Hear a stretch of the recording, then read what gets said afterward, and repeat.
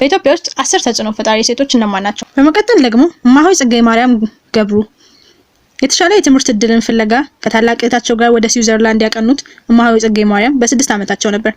እሳቸው እንደሚናገሩት በዚህ በመርከብ በሚጓዙበት ጊዜ የነበረው የባህር እንቅስቃሴና የሚያዩትን የጨረቃ ብርሃን ከጨለማው ጋር በማዋሃድ እጅግ በጣም ብዙ አድናቆትን ያተረፈላቸውን ሶንግ ኦፍ ዘ ሲ ወይም የባህር ዜማ የተባለውን ሙዚቃ ለመስራት እንዲነሳሱ አድርጓቸዋል።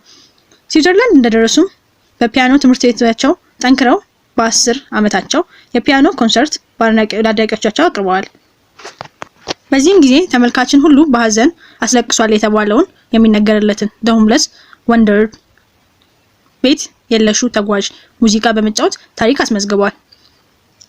ገና በወጣትነታቸው በአገራቸው የኦርቶዶክስ የሙዚቃ ስልት ተስበው ለረጅም ጊዜ ይህንን የቤተክርስቲያን የመዝሙር ሲያጠኑ ከቆዩ በኋላ ቀሪውን ጊዜያቸውን በምንኩስና ለመኖር ወደ ኢየሩሳሌም ገብተው ቢመንኑም በተደጋጋሚ የሙዚቃ አልበማቸው ስራ በጣም በመሸጡ በሙሉ የተለያየ ግብረሰናይ ውለታ ሰጥተዋል።